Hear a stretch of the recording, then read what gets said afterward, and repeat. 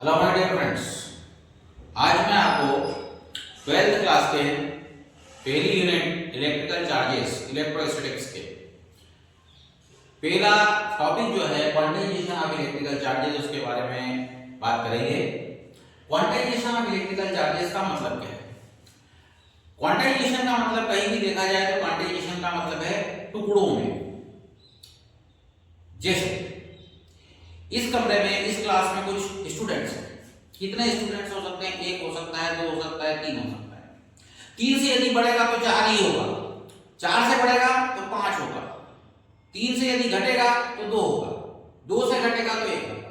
मतलब स्टूडेंट्स यदि बढ़ सकते हैं तो एक नंबर से बढ़ेंगे और घट सकते हैं तो एक नंबर से घटेंगे। इसे ही हम बोलते हैं क्वांटाइजेशन। इसी प्रकार से यह क्वांटाइजेशन जो है इलेक्ट्रिकल चार्जेस के लिए भी लागू होता है।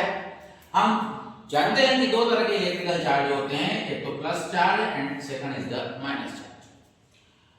दोनों का यूनिट जो है कूलम है।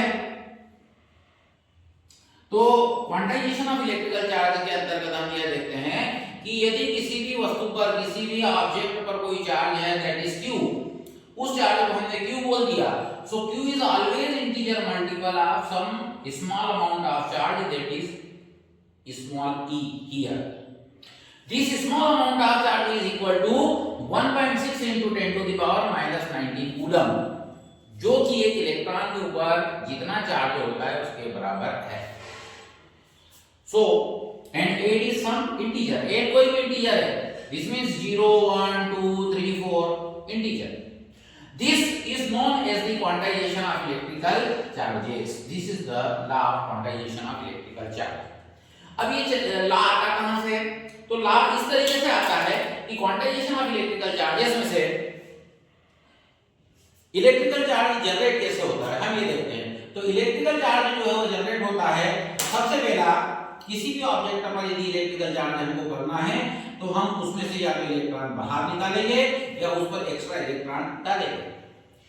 Electron is negative charge particle, electron पर नेगेटिव चार्ज होता है। और एटम का स्ट्रक्चर कुछ इस तरीके से होता है कि एटम में प्रोटॉन होता है, न्यूक्लियस में न्यूट्रॉन होता है। Proton is positively charge and negatively electrons are revolving around this atom.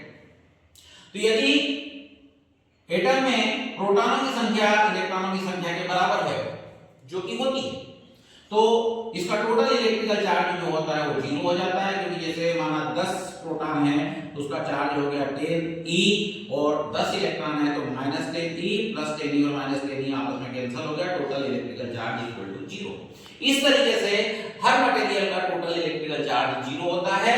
लेकिन यदि हमको उस पर पॉजिटिव चार्ज क्रिएट करना है तो हम उस पर इलेक्ट्रॉन बाहर निकाल लेते हैं। जैसे इस एटम में से यदि एक इलेक्ट्रॉन हमने बाहर निकाल दिया तो इसका चार्ज हो गया +10e और माइनस में होगा 9e। इस तरीके से इस पर +e चार्ज आएगा। यदि दूसरा इलेक्ट्रॉन भी हम बाहर निकाल लें तो इसका हो जाएगा 8e और ये चार्ज हो जाएगा 2e।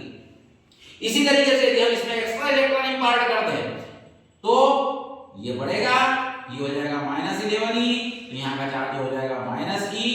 यदि दो इलेक्ट्रॉन एक्स्ट्रा डाल दें तो ये हो जाएगा 12e, इस तरीके से 2e। इन दिस वे तो quantization of electrical charge arises.